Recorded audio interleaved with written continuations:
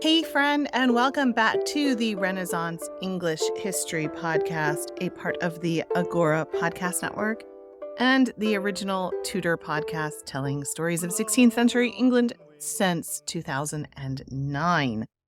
I am your host, Heather, and I'm a storyteller who makes history accessible because I believe it's a pathway to understanding who we are, our place in the universe, and being much more deeply connected to our own humanity. So today we are going to talk about spies, specifically Elizabeth I's spy network. I've talked a little bit about some of the figures involved. We talked about Francis Walsingham in an episode I did way back, close to 10 years ago. There was a 2015, I think, episode on Francis Walsingham. You know what? I realized I have never done a full episode on William Cecil or Robert Cecil. So I have added that to my list. You guys, I have a list that's like, 4 pages long of things I want to talk about and research and everything. So some of those get turned into members only, patron only episodes. Others become episodes on the main feed. Speaking of which, thank you to the newest Patreon member, Una. Welcome, Una. Patrons get extra episodes, author chats. Depending on what level you're at, you get a free tutor planner. You get courses, mini audio courses every month. This month, the one I'm working on is on James I and the Union of the Crowns. Depending on their level, patrons also get discounts to my merch shop, all kinds of fun stuff. So you can get those perks in addition to the warm, fuzzy feeling of knowing you are supporting an independent podcaster and creator by either going to patreon.com/englandcast. That's patreon.com/englandcast. Or if you are listening to this on YouTube, you can just click join this channel and you get the same stuff. Whatever is easiest for you, I try to make it easy for you to support me, so it's like me helping you helping me. Anyway, welcome, Una. So, like I said, some of the things on my list get turned into members-only mini-casts. Others go out on the feed, and I have added William Cecil to that list. So let's talk about it. In this episode, we are going to unravel the complex web woven by 3 pivotal figures: William Cecil, Lord Burleigh, his son Robert Cecil, and the enigmatic spymaster Francis Walsingham. Together, they orchestrated a network of spies whose efforts were not only crucial for the Queen's security, but pivotal in shaping the course of English history. We'll dissect the plots they uncovered, explore the espionage techniques they employed, and consider the enduring impact of their secretive endeavors long after the Virgin Queen's reign. So just some background. Of course, Elizabeth ascended to the throne in 1558, a period teeming with political intrigue and religious upheaval. England was an isolated Protestant nation on the fringes of a largely Catholic Europe, making her a beacon of heresy in the eyes of her rivals. The excommunication by Pope Pius V in 1570 not only deepened her conflict with the Catholic monarchs, but also marked her for assassination, because the Pope basically said, if you want to assassinate her, no biggie. So this made an effective spy network not just valuable, but vital. Espionage during Elizabeth's reign evolved beyond mere political necessity. It became an art form. Led by the Cecils and Francis Walsingham, the network extended its tendrils across Europe, infiltrating enemy courts and intercepting communications.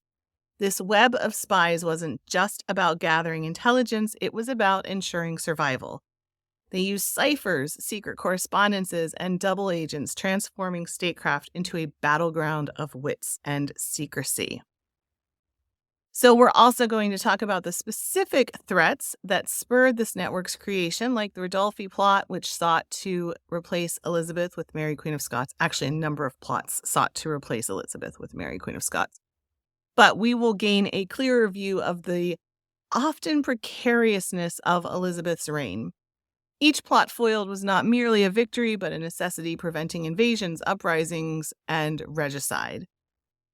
So let's start by looking at each of these three figures. We're going to start with William Cecil. I'm going to talk the longest about him. So William Cecil, the first Lord Burleigh, was Elizabeth I's principal advisor for most of her reign, and his mastery of espionage played a pivotal role in safeguarding her throne. Born in 1520 in Lincolnshire, William Cecil was educated at St. John's College, Cambridge. He received a rigorous training in administration and the classics. But his entry into royal service began under Edward VI, where his administrative talents were first recognized. It was his staunch Protestant beliefs and strategic acumen that caught the eye of Elizabeth I, whom he met during her time as princess, particularly during her house arrest under Mary I's reign. So William Cecil's tenure as an influential political figure under Edward VI saw him holding positions like Chancellor of the Order of the Garter and Secretary of State. But the landscape drastically changed with Edward's death and the succession crisis that followed. Cecil became entangled in the Duke of Northumberland's controversial plot to place Lady Jane Grey on the throne, a scheme devised to prevent the Catholic Mary from becoming queen. Initially, Cecil was resistant, and he wrote letters to his wife saying he was going to try to stay away from it, but he eventually succumbed to the pressure. He signed documents that promoted Jane's brief, ill-fated reign. He justified his participation as obedience to King Edward's command, a move that kind of exemplified his pragmatic approach to survival in treacherous times. That survival and his position became precarious under Mary I because he was a known Protestant, and also his previous political maneuvers. Pretty much everybody involved in that plot to bring Jane on got put in the Tower or executed. But despite his earlier involvement in the Protestant government, Cecil adeptly navigated the Catholic revival under Mary. He wasn't primarily targeted, mostly because he didn't have a very high profile or high rank during most of the very divisive policies that were put into place. And he did adapt, so he outwardly conformed to the restored Catholic practices, he attended Mass, and he reconciled publicly with the Catholic Church. His survival strategy included distancing himself from active opposition, and he also engaged in some subtle intrigue against Northumberland once Mary's ascension seemed inevitable. Cecil's cautious yet opportunistic tactics allowed him to maintain a semblance of loyalty to Mary, which he leveraged by presenting himself as a cooperative figure to the incoming regime.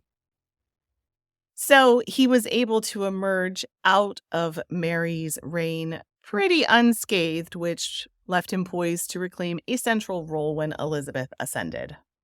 So Cecil then serves Elizabeth when she's queen, and he was motivated by both the precariousness of Elizabeth's position — she was a Protestant monarch, plus she was a woman in a very male-dominated society. So he established her spy network as the cornerstone of her internal and external security strategies.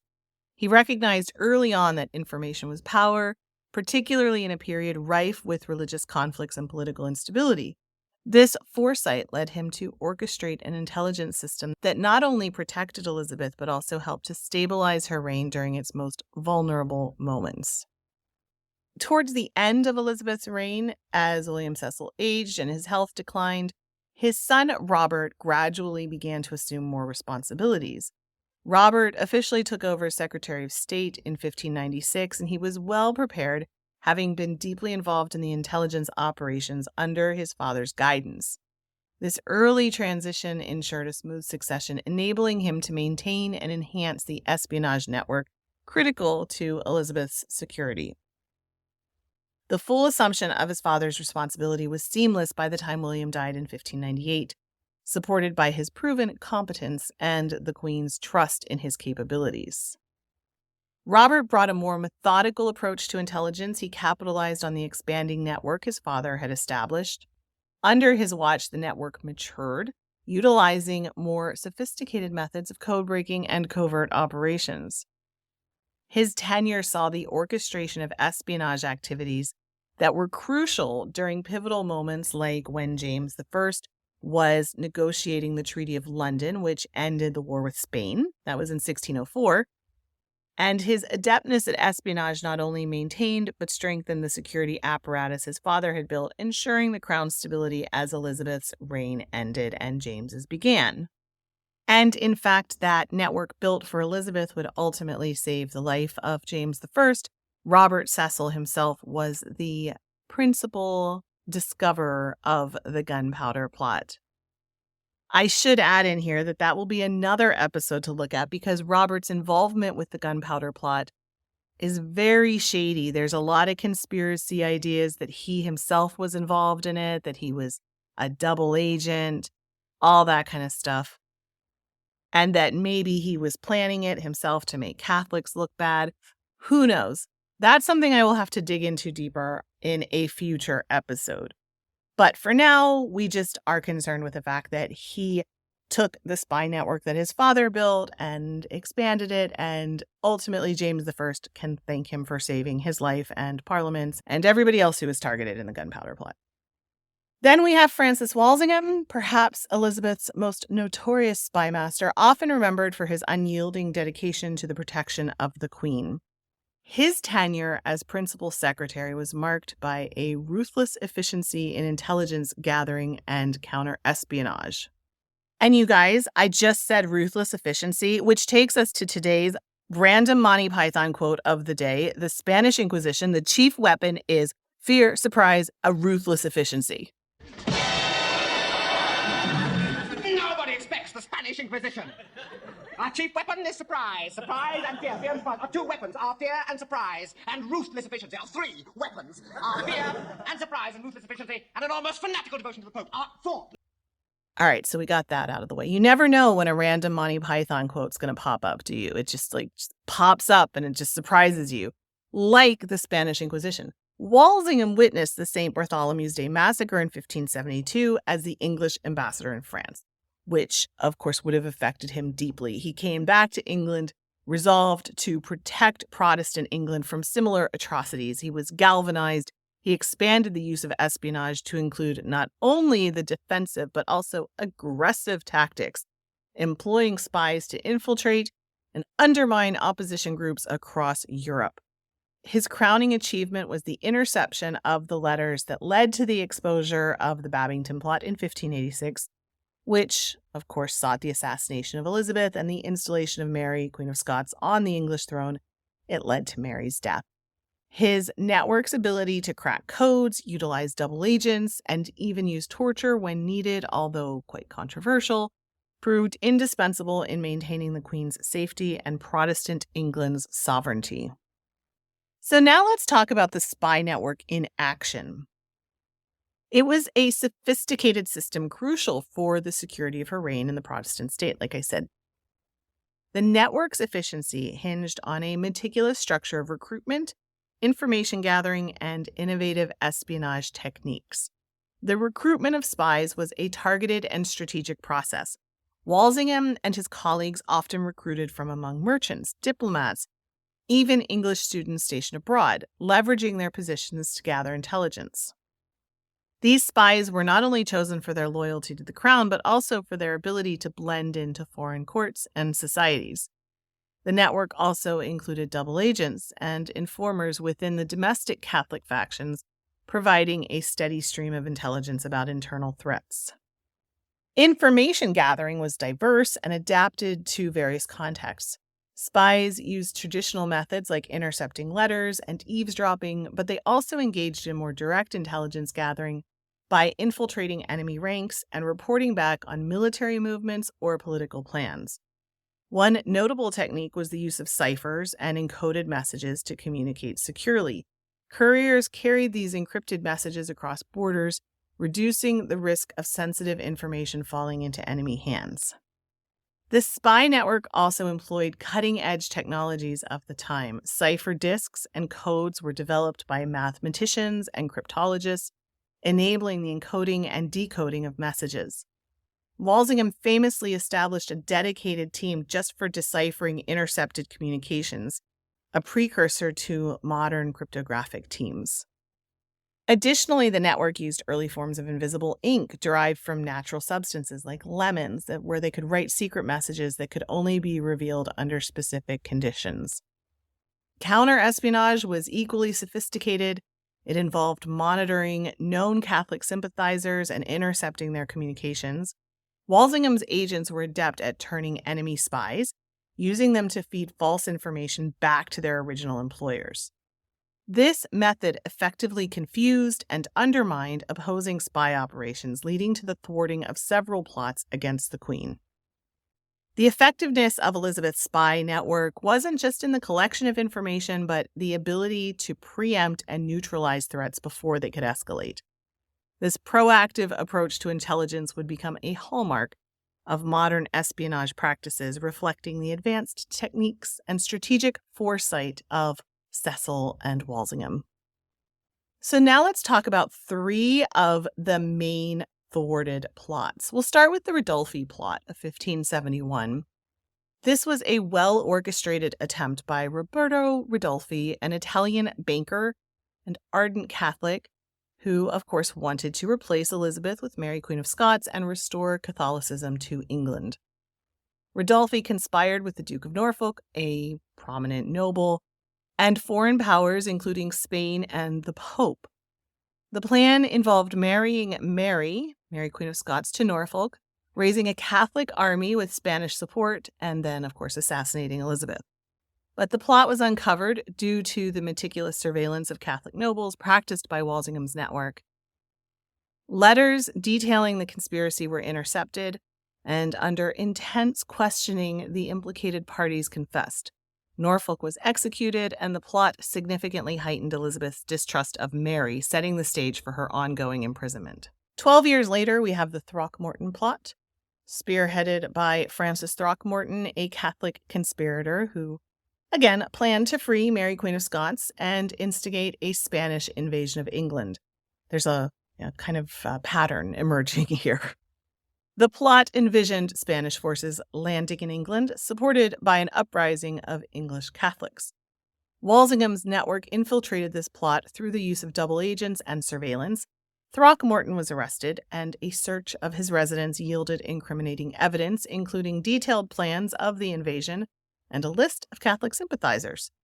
His confession, obtained under torture, provided further details that helped in arresting many involved, demonstrating again the ruthless efficiency of Walsingham's counterintelligence operations. I'm not going to play Monty Python again, but, just ruthless efficiency. We have a good time, you guys.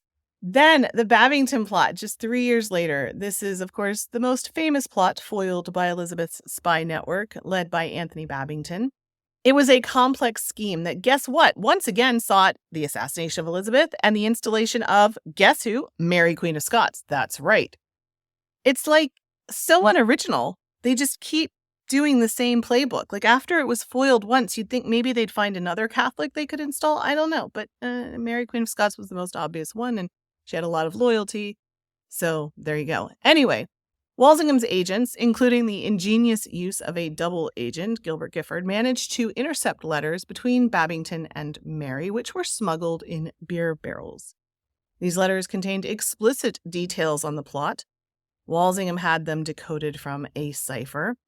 The evidence was undeniable, leading to the arrest and execution of Babington and his co-conspirators. And then the involvement of Mary in this plot, as evidenced by her approval of the assassination plan in the letters, led to her trial and eventual execution, marking a significant victory for Elizabeth's security apparatus. In fact, in the letter, I'll have to put it on YouTube or something. The person who deciphered the letter that Mary had written, giving her okay, after he deciphered it, he actually drew a little picture of a gallows at the bottom because he knew that would be the end of Mary. These plots showcase the sophistication and effectiveness of Elizabeth's spy network. The discovery and neutralization of the threats was not merely due to luck. They were the result of an expansive and well-maintained network of spies, the use of cutting-edge technology, like we said, and the strategic use of information. Each thwarted plot reinforced the network's methods and the necessity of such a system maintaining the security of the state and the safety of Queen. So the spy network established during Queen Elizabeth's reign represents a seminal period in the history of intelligence. Its profound impact on English history cannot be overstated. It not only secured the Protestant Reformation in England, but also safeguarded the throne during a time when political and religious upheaval could easily have led to the collapse of Elizabeth. The successful thwarting of multiple high-stakes plots demonstrated the vital role of intelligence in national security and governance. It set a precedent that we still use today in modern intelligence practices. The legacy of the Cecils and Francis Walsingham extends beyond their immediate success in espionage. Their innovative approaches to intelligence, systematic use of informers, development of cryptographic techniques, and strategic misinformation paved the way for contemporary intelligence work. Today, agencies worldwide employ strategies first conceptualized and implemented in Elizabethan England. The idea that a well-organized and proactive intelligence network can decisively influence national and international affairs finds its roots in the work of these Elizabethan figures. So there we go. We will leave it there for now. Thank you so much for joining me. I so appreciate you spending your time with me.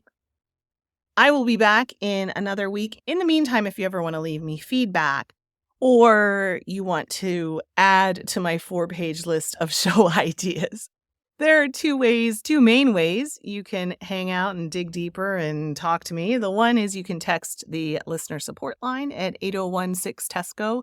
That's 801-683-9756. Or you can also hop into the Tutor Learning Circle, which is a social network just for tutor nerds. There's no politics allowed. There's nothing like that. It's just basically like if you reinvent Facebook for tutor nerds, that's the Tutor Learning Circle. So hop into the Tutor Learning Circle. Just go to tutorlearningscircle.com. You can go there and talk with other tutor nerds. So again, thank you so much for listening. I will be back next week. And in the meantime, have a wonderful, wonderful week. Bye-bye. Blow, northern wind, a scent will make me sweating. Blow, northern wind, blow, blow, blow. Ich hatte Bord in Bauerbrick, dat soll is semlis on sea.